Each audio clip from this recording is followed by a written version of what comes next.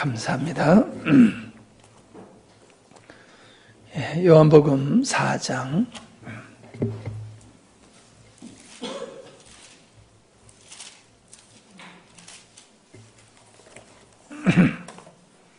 19절부터 26절까지 우리 교독하도록 하시겠습니다. 여자가 이르되 주여 내가 보니 선지자로소이다.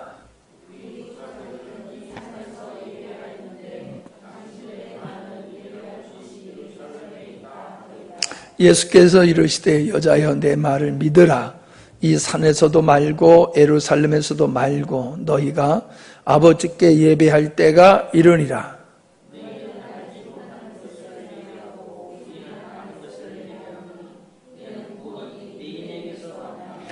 아버지께 참되게 예배하는 자들은 영과 진리로 예배할 때가 오나니 곧 이때라. 아버지께서는 자기에게 이렇게 예배하는 자들을 찾으시느니라.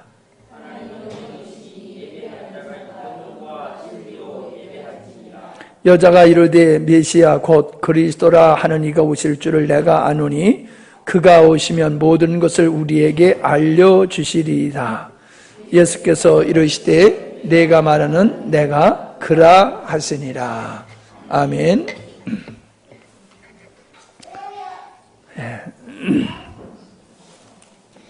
지난 시간에는 사마리아 여인이 예수님과의 대화를 통해서 예수님이 그 선지자이심을 깨닫게 되어지는 그러한 말씀을 지난 시간에 나누었습니다.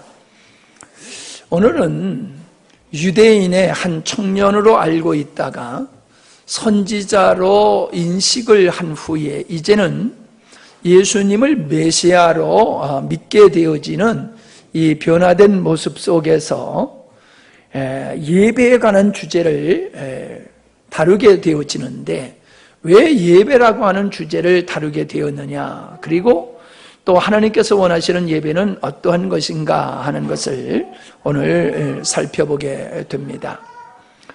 이 사마리아라고 하는 지역은 그 북이스라엘이 BC 722년에 그 메소포타미아의 그 아수르에게 멸망을 당했습니다. 멸망을 시킨 후에 주민을 이주 정책을 폈는데 메소포타미아에 있는 사람들을 이 사마리아 지방으로 이주시키고 또 사마리아 지방에 살고 있는 이스라엘 백성들을 또 포로로 잡아가고 또 이주를 시키고 그러한 정책을 폈습니다. 그러다 보니까는 이 사마리아 지역이라고 하는 곳에는 이방인들이 와서 살게 되었을 뿐만 아니라 오래도록 이제 그들과 함께 지내다 보니까는 그들과 함께 혼사를 하게 되어지는 일이 벌어지게 됐지요. 그러다 보니까는 이 사람들에게 있어서는 정체성이 흐려지게 되어지는 그런 일이 벌어지게 되어진 거지요. 자신들의 말을 잃어버린다든가 또 자신들의 고국에서 오래도록 떨어져서 살게 되어지면은 그 사람들은 정체성이 바뀌어져 버립니다. 연변에 가가지고 우리 조선족들을 만나가지고 대화를 할 때에 제가 물어봤어요. 당신들의 조국은 어디냐라고 물어봤더니 중국이다 이렇게 얘기를 하더라고요. 그래서 제가 깜짝 놀랐어요. 아니 이 사람들이 한국말을 하고 있고 한국의 피가 흐르고 있는데 대한민국이나 아니면 북한이 우리의 조국이다 라고 말할 줄 알았는데 의외로 그들은 중국이 자기의 조국이다 라고 얘기를 하더라고요. 사실 6.25 때 인민군들이 이게 개입을 그 중공군들이 개입을 하지 않았습니까? 근데 대부분의 중국의 군인들은 조선족이었다고 그래요. 그 사람들을 징집을 해가지고 전투에 내보낼 때에 그들에게 너희들의 조국이 미국의 침략을 받아가지고 지금 멸망하게 됐다. 그러니까는 너희들의 조국을 지켜야 된다. 뭐 이런 명분으로 전투에 참가시켰다고 그러더라고요. 전쟁을 할 때는, 미국과의 전쟁을 할 때는 그렇게 하고, 전쟁이 끝난 다음에 그들과 그의 자녀들을 교육시킬 때는 중국이 자기들의 조국이라고 그렇게 가리켜서 사람들은 그렇게 생각을 하고 있더라고요. 이 사마리아 사람들도 아마 그랬던 것 같습니다. 근데 이 사람들은 정체성이 자꾸 이렇게 흐려지다 보니까는 유대인들과의 이제 갈등이 벌어지게 되어지지요. 유대인들은 그들을 아주 이방인과 같이 취급을 하고, 그 지역을 갈 때는 이렇게 돌아서 우회해서 가지, 사마리아 땅을 밟고 지나가지를 않고 그랬습니다. 그러나 이 사마리아 사람들은 자기들이 살고 있는, 그리고 자기들이 예배드리고 있는 그리심산에, 그리심산이 아브라함이 하나님께 제단을 쌓고 야곱이 제단을 쌓은 곳이다. 그렇게 그들은 믿고 있습니다. 바로 그리심산이 신명기 27장에 보면은 거기에 이제 축복의 산이 나오고 저주의 산이 나오게 되어지거든요. 그런데 바로 이 그리심산이 축복의 산이고 맞은편에 있는 에발산이 저주의 산이라고 성경은 말씀하고 있어요. 그렇기 때문에 이 그리심산의 근처에 있는 야곱의 우물이 있고, 또 아브라함이 거기서 이삭을 제단에 바쳤고, 또 밀기세덱을 아브라함이 만나서 11조를 드린 것이 그리심산이다. 이 사람들은 그렇게 믿고 있는 겁니다. 그렇기 때문에 자기들이 정통 유대인, 정통 아브라함의 후손이다라고 하는 그런 정체성을 가지려고 애를 쓰고 있는 모습을 보게 되지요. 그러나 그들은 구약의 성경을 다 믿지를 않습니다. 바로 모세 오경만 믿지, 애언서라든가 시가서라든가 이런 건 또 그들이 정경으로 받아들이지를 않습니다. 그렇기 때문에 이제 그들이 드리는 것이, 예수님께서 이제 뒤에도 말씀드립니다만은, 그들이 예배 드리는 것이, 그리심산에서 예배 드리는 것이 맞느냐라고 했을 때에 너희들은 모르는 것을 예배하고 있다. 그렇게 예수님의 말씀을 하심으로 말미암아 그들이 하나님 앞에 제사, 예배 드리고 있는 것은 온전한 성경에 근거한 것이 아니다라고 하는 것을 예수님이 말씀하시게 되는데, 그 이유가 어디 있느냐 하면 바로 성경을 모세 오경만 그들이 믿고 있었기 때문이다라고 하는 것을 통해서 우리가 알 수가 있는 거지요. 자, 이 사마리아 사람들은 스룹바벨이 바벨론에서 이제 고국으로 돌아와 가지고 무너진 성과 성벽을 재건하려고 했을 때에 그들이 산발렛이라고 하는 그 지도자가 성을 재건하고 성전을 재건하는 것을 방해했던 모습을 보게 되어집니다. 그것은 아주 뿌리 깊은 서로의 적대적인 관계에 있었기 때문이다라고 하는 그런 역사적인 배경을 우리가 좀 이해할 필요가 있다고 생각합니다. 200년 동안의 갈등을 하다가 BC 129년에 힐가누스라고 하는 그 제사장이며 그 통치자였던 유대 지도자가 바로 이 그리심산에 있는 성전을 갖다가 무너뜨려 버렸습니다. 그러므로 아주 그냥 극한적으로 유대인과 이 사마리아 사람들은 적대적인 관계를 갖게 되었지요. 자, 그러한 서로가 그렇게 적대적인 관계, 불신하는 그런 관계에 있었던 이 유대인과 바로 사마리아인, 예수님과 이 여인의 만남을 우리는 지금 살펴보고 있는 겁니다. 자, 이 여인이 자기 남편 5이 있었는데 지금 남편도 내 남편이 아니다라고 하는 말씀을 통해서 이 여인은 예수님을 선지자라고 인식을 하게 된 겁니다. 왜냐하면 자기 자신에 대해서 너무나도 잘 알고 있었기 때문에 이건 선지자가 아니면은 자기 자신에 대해서 이 유대인 남자가 알 도리가 없다는 거지요. 근데 자기의 지난날의 모든 오늘의 어떠한 자기의 삶을 이제 속속들이 알고 있는 분을 만나고 보니까는 이분은 틀림없이 하나님이 보내주신 선지자일 것이다 라는 생각을 하게 되었습니다. 자, 그러다 보니까는 이 여인의 마음속에 궁금했던 게 있는 거예요. 그게 바로 뭐냐면은 예배에 관했던 것이죠.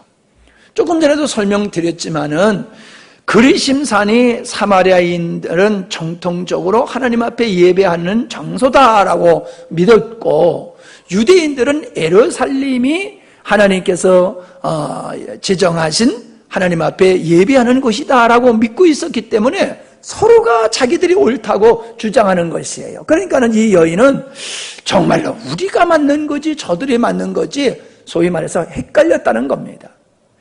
예배는 드리지만은 정말로 우리가 드리는 예배가 이게 정말로 하나님이 원하시는 예배가 주님께서 기뻐하는 예배인가, 이걸 고민했던 것을 보게 됩니다. 전 보지 못했지만은 그렇게 성지순례 하다가 6월절이 되어지면은 그런 걸 볼 수 있다고 그래요. 사마리아 사람들은 지금도 옛날과 동일한 방법으로 양을 잡아가지고 양을 잡아서 희생의 제물로 드리면서 6월절을 지금도 그렇게 동일하게 드린다라고 해요. 그러니까 얼마나 그들이 참 고집스러운 신앙생활을 하고 있는가 하는 것을 우리가 알게 되는데, 그건 신앙에 좋아서가 아니라 아주 종교라는 거죠. 종교는 얼마나 끈질긴지 몰라요. 생명은 없어도 종교화가 되어지면 절대로 무너지지 않습니다. 그래서 그들이 과거로부터 지금까지 그들은 전통과 유전에 묶여서 종교적인 신앙생활을 하고 있는 사람들이다 라고 하는 것을 우리가 좀 볼 수 있을 것 같습니다. 우리 조상들은 그리심산에서 예배했는데 당신들은 예루살렘에 살지 않습니까?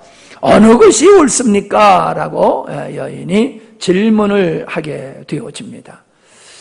이것은 예수님을 선지자로 봤기 때문에 선지자이신 당신이야말로 우리가 지금 서로 갈등 가운데 있는 이 문제, 우리가 해결하지 못하고 있는 이 문제를 당신이 선지자라고 하면은 해결할 수 있는 분이고 정답을 알고 있지 않겠는가, 그런 믿음을 가진 거죠. 선지자로 믿었기 때문에. 그래서 그 예배의 문제를 이제 물어보게 되어지는 것을 보게 됩니다.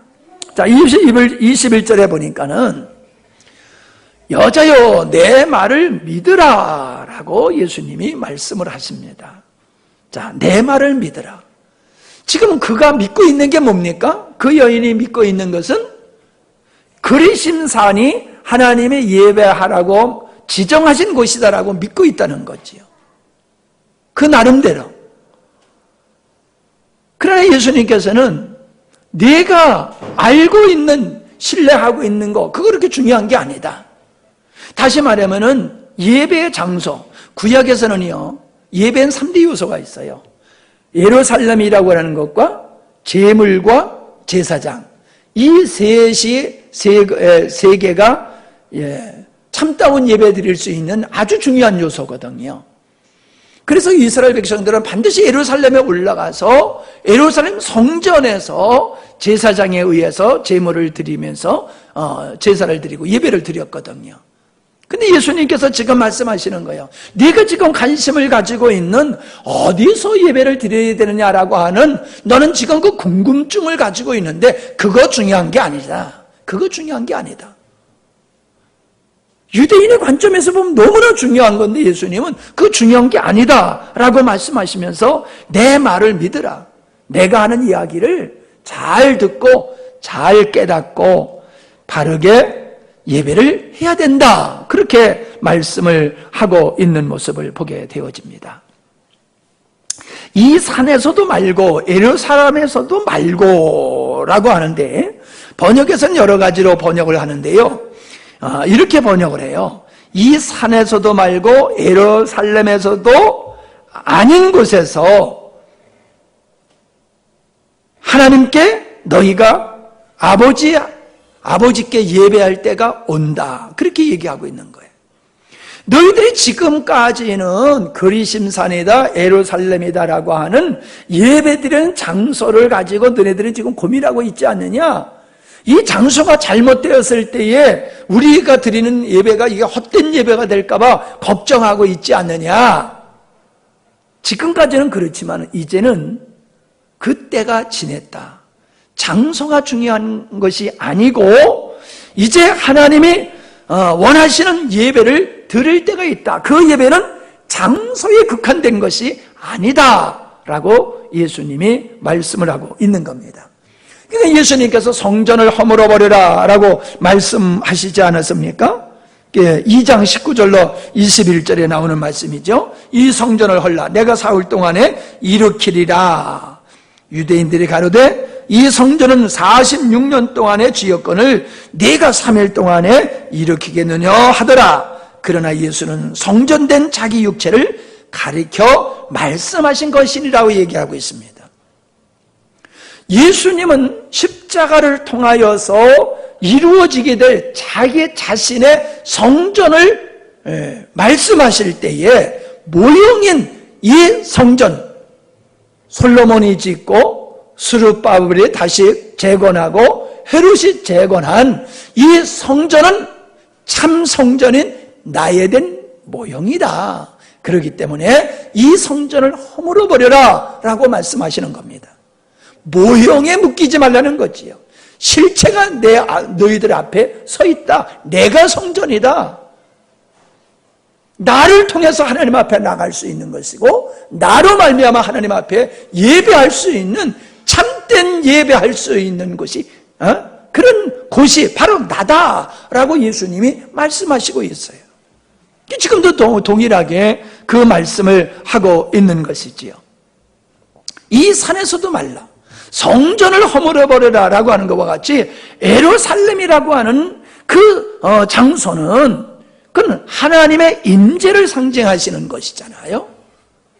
그러니까 이제는 모형인 하나님의 임재를 하나님의 성전이요 하나님의 임재의 중심이었던 예루살렘은 이제 벗어버려라. 너희들 생각 속에서 떠나라.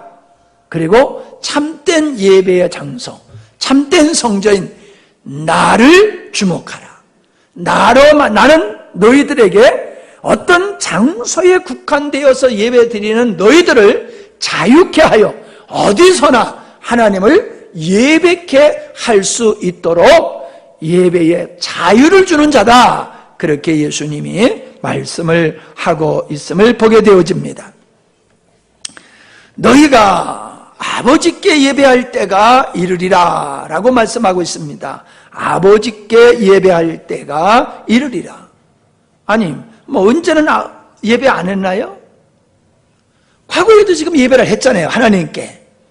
근데 아버지께 예배할 때가 온다라고 말씀을 하시는 거예요. 여기서 때라고 하는 것은 가나 혼인잔치에서 내 때가 이르지 않았습니다 라고 하는 때와 같은 거지요. 그러니까 예수님의 죽으심과 부활과 승천과 성령의 임재를 통하여서 구약의 예배가 끝나고 부활하신 예수님, 성령의 인도를 따라서 하나님 앞에 예배할 그때를 얘기하고 있는 거란 말이죠. 아버지께 예배할 때가, 구약에는 하나님께 예배한다고 늘 얘기했어요. 구약에서 아버지께 예배한다는 표현을 안 쓰거든요.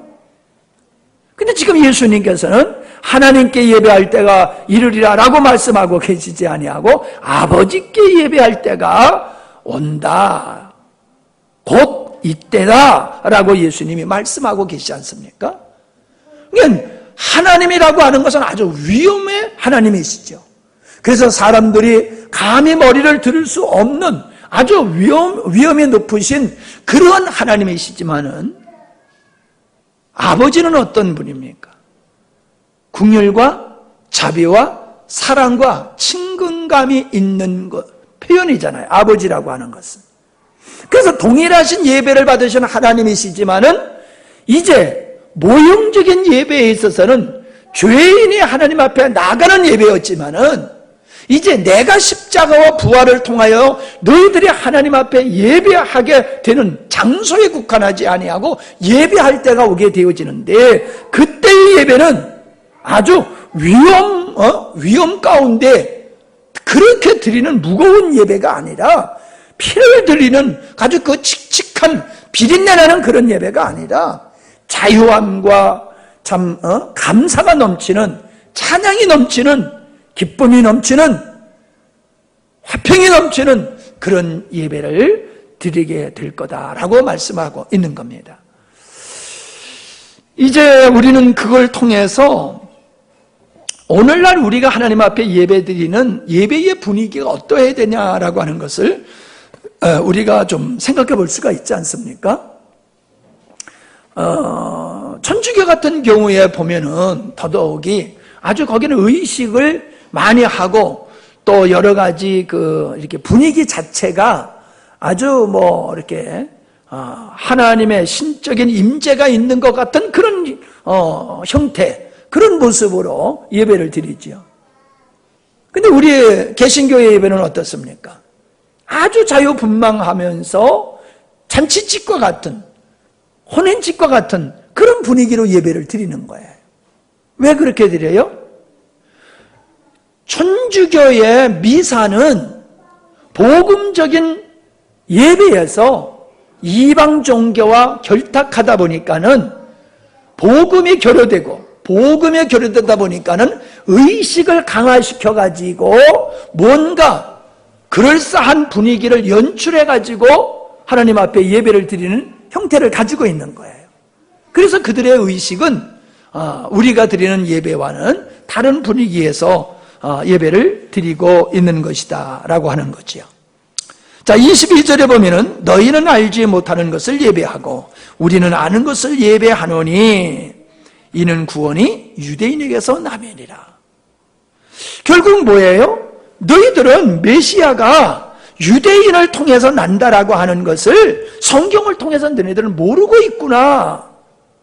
사마리아 사람들은 하나님의 구원의 역사가 유대인을 통해서 시작된다는 걸 그들이 모르고 예배하고 있다는 거지요. 그러니까 그들이 예배를 드린다 할지라도 구역적인 예배에 더 치중하고 있고, 그 구약의 예배가 바로 메시아를 바라보는 예배인 것이 진리인데 그들은 그런 부분에서 약했다는 거지요. 물론 이들도, 사마리아 사람들도 이 여인의 말을 들어보면은 메시아가 올 것을 그가 알고 있었어요. 그러나 이 말씀을 통해서 보면은 메시아가 유대인에게서 올지 그리심산 이 사마리아인에게서 올지 어떻게 올지 그들은 몰랐다는 거지요. 그래서 우리는 이 모르는 것을 예배하고 아는 것을 예배한다라고 하는 이 말이 구원과 연관시켜서, 메시아와 연관시켜서 예수님이 말씀하고 계심을 보게 됩니다. 우리는 이 성령이 임하시면, 예수님께서 제자들에게 승천하시기 전에 그랬죠. 너희가 성령이 임하면 권능을 받고 예루살렘과 유대와 사마리아와 땅끝까지 이르러서 내 증인이 되리라 라고 말씀하고 있어요. 예루살렘이 하나님의 구원의 역사의 시발점이고, 그 다음에 유대인들, 사마리아인들, 땅끝, 그래서 점점 하나님의 구원의 역사가 확대되어 적용되어 나가게 되어짐을 말씀하고 계시지 않습니까? 그래서 바로 이 예배에 관해서도 예수님은 구원의 역사가 유대인을 통해서 시작될 것이다, 유대인을 통해서 메시아가 날 것이다, 그 말씀을 하고 있음을 보게 됩니다. 예수님은 사마리아인들의 신앙의 정통성이 잘못된 것으로 하나님의 계시와 진리와 지식에 의하여 이루어지지 못했다라고 하는 것을 지적하시는 것입니다. 바로 메시아가 유대인에게서 나오기 때문에 사마리아인들의 예배는 잘못된 것이었음을 말씀하고 있는 것이죠. 자, 우리는 할례와 무할례를 우리는 또 생각해 볼 수가 있습니다. 로마서 2장 28절에 보면은 대저 표면적 유대인이 아니요 표면적 육신의 할례가 아니라 오직 이면적 유대인이며 할례는 마음이 할지니 심령에 있고 의문에 있지 아니한 것이니라. 그 칭찬이 사람에서가 아니요 다만 하나님에게서니라 라고 말씀하고 있지요. 그러니까 할례가 유대인들에게 있어서 너무 중요한 거죠. 왜? 하나님의 백성이 되어지는 그 근거가 되기 때문에 그렇습니다. 근데 지금 사도 바울은 할례가 중요한 게 아니야. 할례를 받았어도 믿음대로 살지 않으면 헛된 것이고, 안 받았어도 믿음대로 살면은 할례 받은 것보다 더 나은 거야. 그렇게 말씀하고 있지 않습니까? 그러니까 예배라고 하는, 그들이 고민하고 있는 이 예배라고 하는 것은 의식과 장소가 중요한 것이 아니다라고 하는 것이지요. 하나님께서 예배를 제정하시고 예배를 하게 하신 그 목적을 그들이 알아야 된다는 거죠. 즉 모형과 실제를 그들이 바로 알고 자기가 드리는 예배가 모형이고 장차 메시아 그리스도가 와서 우리를 구원하게 될 그것을 바라보면서 예배를 드려야 되는 것이다 라고 하는 것을 우리는 알 수가 있습니다. 아버지께 예배하는 자들은 라고 말씀을 하고 있지요.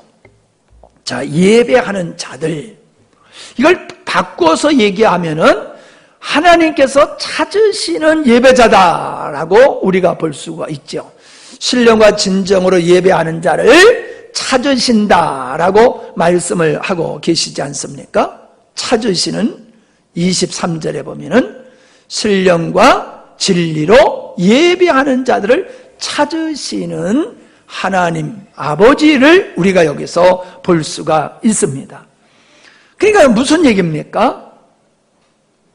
온전히 복음적인 성령에 의해서 예수님이 십자가에서 이루신 그 일을 바탕으로 근거로 해서 예배하는 자를 하나님이 찾으신다는 거예요. 이게 중요한 겁니다. 사마리아 사람들이 자기 나름대로 최선을 다해서 예배를 드렸지만은 그들은 모르는 예배를 드렸다라고 한 것과 같이 오늘 우리가 드리는 이 예배가 성령에 의해서 진리이신 예수님이 십자가에서 이루신 그 사역을 근거로 해서 우리가 하나님 앞에 드리는 그 예배, 그렇게 드리는 예배자를 우리 주님이 찾으신다. 그러니까 그렇게 예배를 드린 자를 찾으신다는 것은 뭐예요? 그런 예배를 원하신다는 거예요. 그냥 종교적으로, 의례적으로, 의식으로 드리는 예배를 우리 하나님이 원하는 게 아니라는 거지요. 내가 참된 예배자가 되어야 된다는 거예요. 참된 예배자가. 어떻게? 예수님의 십자가를 통하여 내가 하나님 앞에 예배할 수 있는 내가 구원받은 자가 되어야 된다는 거예요. 구원받지도 아니하고 예배에 참석하여가지고 예배 드린다고 하나님이 기뻐하는 것이 아니라는 거지요. 이방인이 예배 드린다고 하나님이 기뻐하시겠어요? 아니잖아요. 믿음도 없이 예수님이 누구신지 내가 누군지도 모르고 그냥 예배당에 나와서 예배를 할 때 그냥 참석하는 그런 예배는 그건 하나님이 원하시는 예배가 아니라는 거예요. 예배라고 하는 그 장소에 그 시간에 그가 동참은 했지만은 그 안에 진리가 없다는 거예요. 진리. 무슨 진리? 예수님의 십자가를 통하여 우리가 아버지 앞에 당당히 나갈 수 있는 길이 열렸고 그런 하나님의 자녀라고 하는 자기 자신 신분에 대한 확신을 가지고 하나님 앞에 예배해야 된다는 말이죠. 이해가 되십니까? 진리로. 우리 안에 복음이 있냐는 거예요. 너희 안에 복음이 있느냐? 복음에 의해서 예배를 드리는 것이냐? 구약의 수많은 소와 양은 그건 예수 그리스도에 의해서 드리는 예배가 아니잖아요. 예수님의 보혈에 의해서 드리는 예배가 아니고 그냥 모형으로서 소의 피, 양의 피, 그 염소의 피를 가지고 드렸단 말이에요. 그건 모형이란 말이에요. 실제 십자가에서 예수님이 그 구약의 예배의 실제를 십자가에서 이루셨단 말이죠. 그래서 예수 그리스도의 보혈로 죄사함 받고 하나님의 자녀된 자로서 하나님 앞에 네가 예배하고 있느냐? 그게 진리란 말이에요. 진리. 근데 그 앞에서는 영으로 오라고 얘기를 하고 있잖아요. 영. 근데 여기 보면은 24절에 보면은 하나님은 영이시니라고 얘기를 하고 있는데, 물론 하나님은 영이시지요. 그러나 여기서 하나님은 영이시니라고 하는 이 영은 성령을 가리키시는 거예요. 성령을. 그래서 성령을 통하여 우리가 구원받게 되지요. 왜? 성령이 우리가 죄인임을 알게 하시고 성령께서 예수 그리스도가 구세주인 것을 알게 하시지요. 성령에 의해서 성령의 인도하심과 성령의 충만한 상태에서 진리, 예수 그리스도의 보혈에 근거한 모습으로 예배하는 그 자를 우리 주님이 찾는다는 거예요. 참된 예배의 요소는 십자가의 복음이라는 거예요. 십자가의 복음. 우리 안에 십자가의 복음이 있느냐? 예수의 보혈을 근거로 해서 내가 지금 하나님을 찬양하고 경배하고 있느냐? 그리고 내 열심이 아닌 성령의 인도하심을 따라 성령의 감동을 따라서 내가 하나님을 찬양하고 경배하고 있느냐? 그냥 의식에 참느냐는 것이냐? 이게 다르다는 것이지요. 하나님께 참되게 예배하는 자들은 영과 진리로 예배할 때가 오나니, 때가 왔잖아요. 예, 곧 이때라. 그 이때가 예수 그리스도께서 십자가에 죽으시고 부활하시고 승천하셨으며 성령을 보내신 그때를 가리킨단 말이에요. 그때로부터 모든 자들은 영이신 성령에 의해서 진리에 근거하여 하나님 앞에 예배하는 실제적인 예배의 문이 활짝 열리게 된다.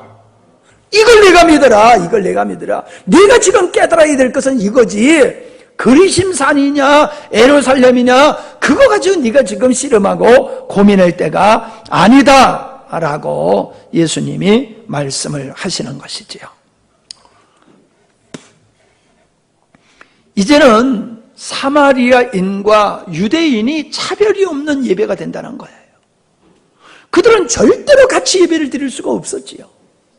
미국에 가면은 흑인들이 드리는 예배당, 백인들이 드리는 예배당, 백인들이 드리는 예배당에는 흑인들이 못 가요. 흑인들이 예배 드리는 곳에 백인들이 갈 수 없어요. 과거에는 그게 굉장히 심했는데 이제는 많이 그것이 이제 변화가 된 것 같아요. 그래도 아직까지도 그런 교회가 있다고 그래요. 여러분, 하나님 앞에서 흑인이 드리는 예배, 하나님 앞에 예배 드리는데 백인들이 드리는 예배가 구별됐다라고 하면 그 예배가 신령, 성령과 진리에 근거한 예배일까요? 있을 수 없잖아요. 근데 그들은 하나님 앞에 예배한다고 하면서 아직도 백인들끼리, 흑인들끼리 예배를 드린다는 거예요. 그건 정말로 주님이 원하는 예배, 주님이 찾으시는 예배가 뭔지를 모르는 거지요. 복음도 모르고 그들은 성령의 인도하심도 모르고 그냥 그들은 구약의 성도들과 같이 그냥 의식, 형식만 바꾸어졌지 그들의 정신과 의식은 구약의 제사 드리는 모습과 다를 바가 뭐가 있느냐라는 생각을 가지게 됩니다. 참다운 예배, 성령에 의해서 드리는 예배, 예수 그리스도의 보혈이라고 하는 진리의 근거에서 드리는 예배는 사마리아인이나 또 유대인이나 차별이 없듯이 오늘도 우리는 흑백에 차별이 없고 동양인, 아프리카인, 남녀노소, 사회적인 어떤 지위가 있는 사람, 없는 사람, 어떤 것도 차별이 있을 수가 없다. 오직 성령과 진리로 예배하는 자들은 모두가 다 하나님 앞에 뭐다? 자녀라는 거예요. 동일한 자녀로서, 동일한 은혜를 입은 자로서 하나님 앞에 예배가 열려진 그 때가 예수 그리스도를 통해서 열려진 때다라고 하는 것을 우리에게 말씀해 주고 있는 거지요.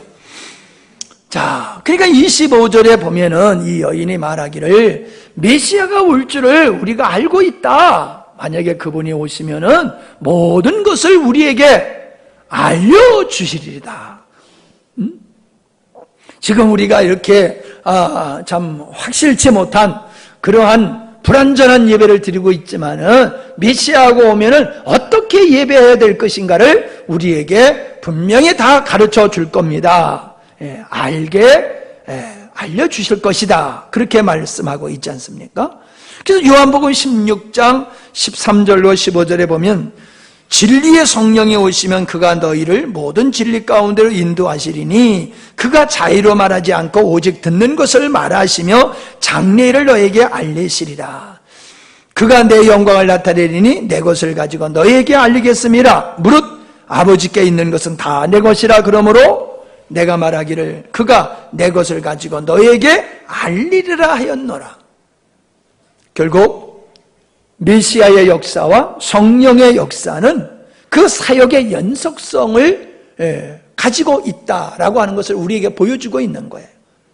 성령의 역사와 예수 그리스도의 역사는 분리되는 것이 아니라 함께 하는 것이다. 연속성 속에 있는 것이다 라고 하는 것을 말씀해 주고 있음을 보게 됩니다. 그랬더니 예수님께서 뭐라고 말씀하십니까? 내가 크다. 내가 크다. 내 앞에 있는 내가 너희들이 기다리고 있는 메시아고 내가 너 내 말을 믿으라고 그랬지 않느냐? 너는 메시아가 오면 다 가르쳐준다고 그랬는데 지금 그 메시아가 네 앞에서 너에게 참다운 예배가 뭔지를 지금 가르쳐주고 있어. 그래서 너는 내 말을 믿으라고 그런 거야. 내가 바로 너희들이 기다리는 내가 그 메시아야 라고 예수님이 말씀을 하고 계시는 것입니다. 자, 아주 저는 이 말씀을 좀 준비하다가 발견을 한 건데 내가 그노라라고 하는 이 말의 어법은 출애굽기의 3장 14절에 모세가 시내산에서 떨기나무 가운데서 하나님을 만난 다음에 당신이 누구십니까? 라고 물었잖아요. 그랬더니 모세에게 하나님이 이르시되 나는 스스로 있는 자니라. 또 이르시되 너는 이스라엘 자손에게 이같이 이르기를 스스로 있는 자가 나를 너희에게 보내셨다 하라. 이 스스로 있는 자다라고 하는 어법과 내가 그노라라고 하는 어법이 같대요. 난 어떻게 같은지 잘 몰라요. 근데 같다라고 그렇게 얘기를 하더라고요. 언어학자들이. 그러니까 이 말은 무슨 말이냐면 예수님께서 나와 아버지는 동격이다라고 얘기하는 거예요. 메시아인 나는 육신의 몸을 가지고 네 앞에 있을지 모르지만 나는 아버지 하나님과 스스로 계시는 아버지 하나님과 동격자다라고 예수님이 말씀을 하시는 것이죠. 자, 이로 말미암아 이 여인은 예수님이 유대인 예수님이 메시아인 것을 알게 되어지고 물동이를 버려두고 동네에 가서 사람들에게 내가 메시아를 만났다라고 외치게 되어지는 것을 보게 되어집니다. 자, 이 모습 속에서 우리는 뭘 볼 수가 있습니까? 이 여인이 이제 자유하고 있는 모습을 보게 됩니다. 물길로 왔다가 물동이를 던져버리고 지금 동네 사람들한테 가가지고 내가 메시아를 만났다고 외치는 거예요. 더 이상 그에게 있어서 물을 길러야 되는 그런 수고스러움을 더 이상 할 필요가 없다는 거지요. 그 말은 무슨 말이냐? 물을 안 길어다가 먹어도 된다는 얘기가 아니라 물을 길러왔다, 물동이를 던져버렸다라고 하는 것은 인생의 갈등, 인생의 갈증을 말하고 있는 거지요. 거기다가 더더욱이 그리심산에서 예배하는 것이 옳은가, 예루살렘에서 예배하는 것이 옳은가라고 하는 이 종교적이고 영적인 갈등을 해소해버렸어요. 그러니까 그는 영적으로 예수 그리스도를 만남으로 말미암아 영적인 고민거리가 해결되어지고 영적인 자기 내면의 영혼의 갈망, 갈등 이런 것들을 다 해소하고 기쁨으로 충만하여 나아가서 예수 그리스도를 외치게 되어지는 그런 모습을 우리가 보게 되지 않습니까? 예수님이 뭐라고 요한복음 8장 32절에서 말씀하셨습니까? 진리를 알지니 진리가 너희를 자유케 하리라. 아들이 너희를 자유케 하면 너희가 참으로 자유하리라. 이 말씀이 여인에게서 이루어지는 것을 보게 돼요. 정말로 예수 그리스도를 만나는 자는요, 종교라고 하는데 매이지를 않아요. 예배의 장소와 의식에 매이지를 않는다는 거예요. 성령과 진리에 근거해서 장소와 예물과 제사장 상관없이 누구든지 때를 따라 아버지 앞에 나아가며 예배할 수 있는 자유자가 되는 거예요. 그래서 토굴에서도 예배 드릴 수도 있고, 광야에서 예배 드릴 수도 있고, 길을 가다가도 예배를 드릴 수도 있고, 어디서나 예배 드릴 수 있는 거예요. 왜? 어디나 하나님이 계시기 때문에. 어디서나. 과거에는 예루살렘이라고 하는 곳과 성전이라고 하는 것에 이제 국한되었지만은 이제 구원받은 하나님의 백성들, 완전한 예배가 회복된 이 완전 예배에 회복된 예배 안에 있는 자들은 제사장도 필요 없고 장소도 필요 없고 제물도 필요 없는 거예요. 예수님의 성전이시고 예수님의 제물이 되시고 예수님의 제사장 되셔서 오직 성령의 인도하심을 받고 누구나가 하나님 앞에 예배할 수 있는 자가 되는 것이라는 거예요. 근데 오늘 우리들이 예배를 드리면요, 목사님 없으면 예배를 못 드려요. 그죠? 우리 의식이 그렇게 돼 있잖아요. 예배 드리려고 꼭 목사님이 계셔야지 예배가 되어지는 거로 생각을 해요. 아니에요. 예배는 목사님만이 주관할 수 있는 게 아니에요. 근데 교회법은 그렇게 돼 있어요. 예배는 감독권은 목회자에게만 있다 그러는데 그건 성경적이지 않아요. 성경적인 게 아니에요. 누구나가 예배를 드릴 수가 있고, 자기 혼자 드릴 수도 있고, 두세 명이 모여서 예배 드릴 수도 있고, 더 큰 무리로 모여서 예배 드리는 데 있어서 제한이 없다는 거죠. 근데 왜 교회에서 그런 법을 정했을까요? 무질서하기 때문에 그 질서를 위해서 교회법으로 그렇게 정한 거예요.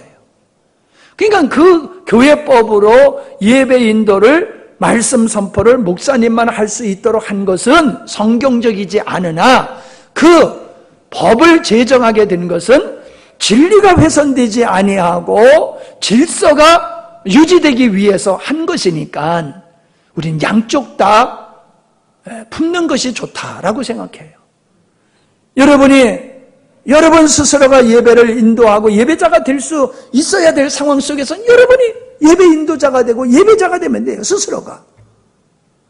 그러니까 목사님이 예배를 인도한다 할지라도 여러분 스스로가 하나님 앞에서 스스로가 예배자로 서야지, 목사님은 예배 인도자고 나는 그 예배에 참여하는 참관인과 같은 의식으로 예배에 참석하면 안 된다라고 하는 거예요. 이것을 여러분들이 명확하게 이해를 하셨으면 좋겠습니다. 그래서 우리는 자유를 해야 돼요. 예배에서 장소와 제물과 제사장에게 매이지 아니하고 예수 그리스도가 이루신 그 진리에 근거해서 여러분들이 언제나 어디서나 여러분 스스로가 하나님 앞에 예배할 수 있는 그런 예배자가 되는 것, 그것이 주님이 이루신 예배이고 그런 예배를 우리 하나님이 찾으신다라고 하는 거예요. 그렇게 예배하는 자들을. 그런 예배를 하나님이 찾으신다는 것은 무슨 의미입니까? 그런 예배만 하나님이 받으신다는 거예요. 그런 복음적이지 않는 예배를 드린다라고 하면 하나님은 기뻐하시지 않는다는 거죠. 그래서 우리가 언제 어떻게 예배를 드리든지 간에 우리가 드리는 예배는 진리에 근거하고 성령의 인도하심을 따라서 드리는 그러한 신령한 예배가 되어야 될 줄 믿습니다.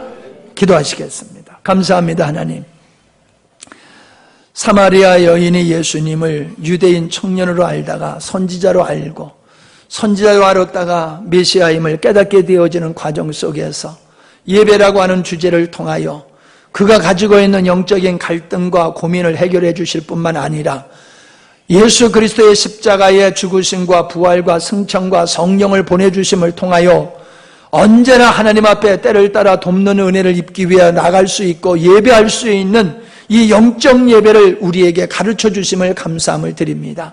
어떤 것에도 매이지 않게 하시고 우리 모두가 예배자로 아버지 앞에 서게 하시고 십자가에서 이루신 그 복음을 근거로 하고 성령의 인도하심을 따라 누구도 차별과 차등을 가지지 아니하고 그리스도 안에서 한 형제 한 자매된 모습으로 신령과 진리로 예배하는 우리 모두가 되게 하셔서 그 예배 가운데 우리 주님이 임재하시고 운행하심을 통하여 예배를 할 때마다 주님과의 만남이 이루어지고 하나님의 기름 부으신 축복이 저희들에게 임하여 주시옵소서. 형식적으로 드러나 의식적으로 종교적으로 드리는 예배가 되지 않게 하시고 성령의 인도하심을 받고 복음에 근거한 늘 성령 충만한 예배를 드릴 수 있는 우리 모두가 되기를 원합니다. 기름 부어 축복하여 주시옵소서. 예수님의 이름으로 기도하옵나이다. 아멘.